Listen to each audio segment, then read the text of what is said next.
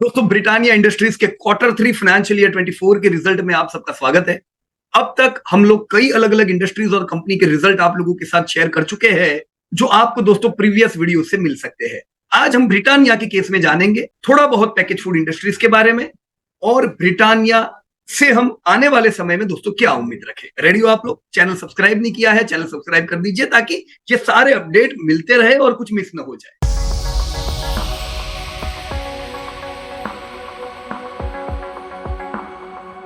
सो आपके सामने है दोस्तों पैकेज फूड इंडस्ट्री। हालांकि टोटल पैकेज फूड इंडस्ट्री दोस्तों 10 लाख करोड़ की है, जिसमें डेयरी की प्रोडक्ट्स भी आती है जो बड़ा स्टेक रखती है। एडिबल ऑयल इंडस्ट्री है, उसका भी एक बड़ा कंट्रीब्यूशन है दोस्तों। हम लोग एडिबल ऑयल में पतंजलि में निवेश भी करते हैं।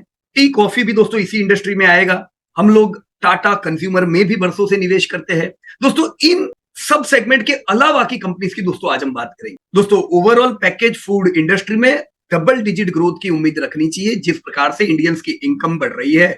इस इंडस्ट्री में मैं पहले बता दूं, हमने एक्सक्लूड क्या किया है, edible oil, T and coffee. तो इस इंडस्ट्री में 30 से ज्यादा लिस्टेड कंपनीज है और सब कुल मिला के दोस्तों 4.3 लाख करोड़ का इनको मार्केट कैप मिलता है। हालांकि दोस्तों मार्केट कैप में लीडरशिप है दोस्तों दो कंपनियों की सबसे ज्यादा। वन इज नेस्टले, जो कि एक मल्टीनेशनल कंपनी है, high quality company, brand, strong brand इस कंपनी के पास है दोस्तों। यस दोस्तों, ये भी रिकमेंडेबल है निवेश के लिए। और ब्रिटानिया, जो कि बिस्किट की नंबर 1 कंपनी है दोस्तों। स्नैक्स की कंपनी पिकाजी, वो भी दोस्तों 12,000 करोड़ का मार्केट कैप मिलता है, पर ये कंपेरेबल नहीं है नेस्ले और ब्रिटानिया। उसके अलावा दोस्तों बीबीटीसी, जो कि भारत की सबसे पुरानी कंपनी में से एक है, आजादी से पहले की दोस्तों ये कंपनी है, पर इसको मार्केट कैप सिर्फ 10,000 करोड़ का मिलता है। क्यों ऐसा दोस्तों? हम टर्नओवर देखेंगे। अगर आप पिछले साल के टर्नओवर देखो तो टर्नओवर में लीड करती है सबसे पुरानी कंपनी बीबीटीसी, 18-19,000 करोड़। पर यस, इन्हें मार्केट कैप नहीं मिलता है, तो हमें यहाँ पे फोकस करने की जरूरत नहीं है, क्योंकि कुछ कारण होंगे मार्केट कैप नहीं मिलने के। वो क्या है वो भी अभी हम देखेंगे दोस्तों। सेल्स में इनके अलावा दूसरी दो कंपनी देखे दोस्तों, ये लीडर है, नेस्टले, ब्रिटानिया। ये दोनों कंपनी का ऑलमोस्ट एक जितना सेल्स है। अगर आप पाई चार्ट देखो तो ये दो कंपनी 50% के लिए दोस्तों रिस्पॉन्सिबल है सेल्स में। अब प्रॉफिटेबिलिटी भी आ जाओ तो दोस्तों बीबीटीसी देखो यहां से निकल जाती है, इसीलिए इसको मार्केट कैप नहीं मिलता है। This is a loss making company. Profitability में दोस्तों दो ही कंपनी अव्वल आती है, that is Nestlé and Britannia, 2,000 crore का प्रॉफिट। तो टोटल 5,000 करोड़ के प्रॉफिट में दोस्तों 4,700 करोड़ का प्रॉफिट तो ये दो कंपनी का है। बाकी सब कंपनी मिलके थोड़ा बहुत कंट्रीब्यूशन प्रॉफिट में हुआ। तो यस दोस्तों, फोकस करने लायक कंपनी आपके सामने है, नेस्टले एंड ब्रिटानिया। अगर हम ग्रोथ देखें दोस्तों तो डबल डिजिट का ग्रोथ है। हालांकि नेस्टले और ब्रिटानिया का 9-10% जितना पिछले 5 साल का ग्रोथ है। पास्ट का ग्रोथ एक्स्ट्रा ऑर्डिनरी नहीं है, पर आने वाले समय में हम जरूर बढ़िया ग्रोथ की उम्मीद रखेंगे, क्योंकि ये वो सेक्टर है जो प्रीमियमाइजेशन पे जा रहा है दोस्तों। इंडिया में मिडिल क्लास बढ़ता जा रहा है।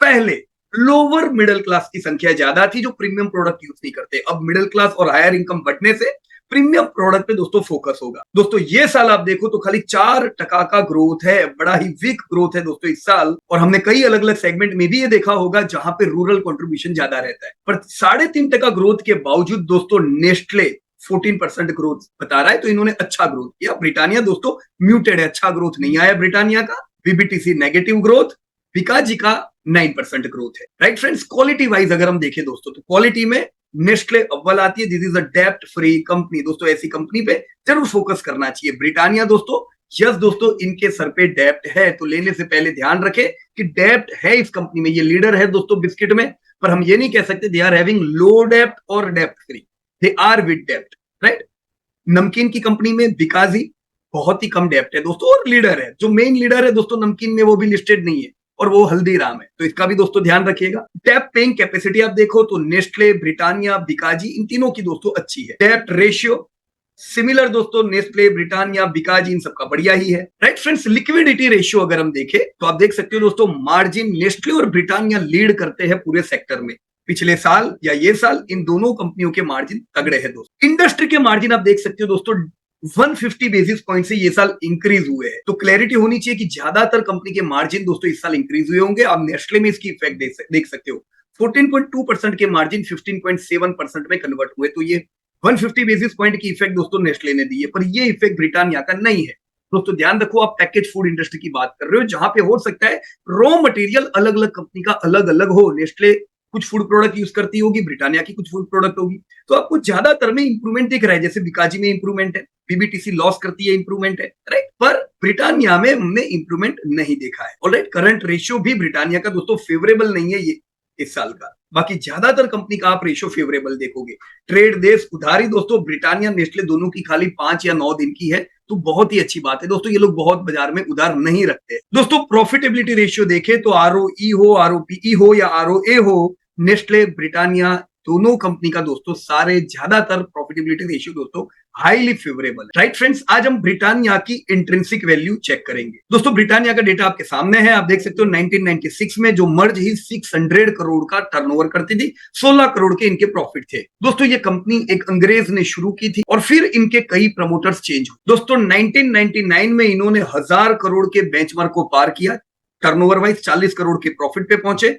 ये समय पे दोस्तों Parle G was number 1 brand in India, number 1 biscuit. यही टर्नओवर दोस्तों 2012 आते आते दूसरे बेंचमार्क 5000 करोड़ को पहुंचा, प्रॉफिटेबिलिटी 200 करोड़ पहुंच चुकी थी और हमने दोस्तों 2019 में ब्रिटानिया को 10,000 करोड़ के टर्नओवर पार करते देखा, 1000 करोड़ का profit. Yes friends, very this shows they were having wonderful growth दोस्तों। 2015 से ही ब्रिटानिया ने पार्ले जी को पछाड़ के नंबर 1 पोजीशन बिस्किट में अपनी जगह कायम की and since that time Britannia is number 1 biscuit brand of India दोस्तों। हमने इस कंपनी को 2008-9 के करीब जब 3-4 हजार करोड़ टर्नओवर था, 100 करोड़ का प्रॉफिट था, वी सिलेक्टेड दिस कंपनी। ये अज्यूम किया कि आने वाले समय में बिस्किट की बिक्री बढ़ेगी, हमको 12-15% ग्रोथ मिलना है एंड यस फ्रेंड्स, ये चीज मिली। आप देख सकते हो 15% में 12% कगार से धंधे बढ़े, 19% से प्रॉफिट बढ़े और प्राइस दोस्तों हमने 20-24% से बढ़ते देखा पिछले 1.5 दशक में। तो अच्छे ग्रोथ की वजह से दोस्तों हिस्टोरिकल फेयर पी भी इनको 41 का मिलता है। ऐसी कंपनी से दोस्तों लॉन्ग टर्म में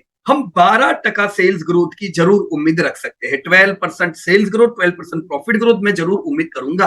पर अभी क्या चल रहा है दोस्तों, ये समय ब्रिटानिया के लिए चैलेंजिंग है कि फेवरेबल है दोस्तों। लास्ट ईयर अगर मैं देखूं, पिछला साल फाइनेंशियल ईयर 23, तो ब्रिटानिया के लिए हाईली फेवरेबल था। 15% धंधे बढ़ रहे थे, 50% से प्रॉफिट बढ़े थे, मार्जिन भी इनके बढ़िया थे। पर ये साल की शुरुआत से ही हम देख रहे हैं दोस्तों कि सेल्स कूल ऑफ हो चुका है। ये साल खाली 9% का सेल्स बढ़ा था, मार्जिन भी दोस्तों डिक्रीज हुए थे। मूविंग फर्दर दोस्तों, जो लेटेस्ट रिजल्ट आए ये खाली 3% सेल्स ग्रोथ के साथ आए। ये बताता है दोस्तों कि ये साल ब्रिटानिया के लिए चैलेंजिंग है, इसे हम फेवरेबल ईयर नहीं कहेंगे। देखो पिछला साल ब्रिटानिया के लिए फेवरेबल था, आपने देखा होगा लास्ट ईयर ऑलरेडी इन्होंने लाइफ टाइम हाई प्राइस भी लगाया। तो क्यों लाइफ टाइम हाई प्राइस लगाया दोस्तों लास्ट ईयर?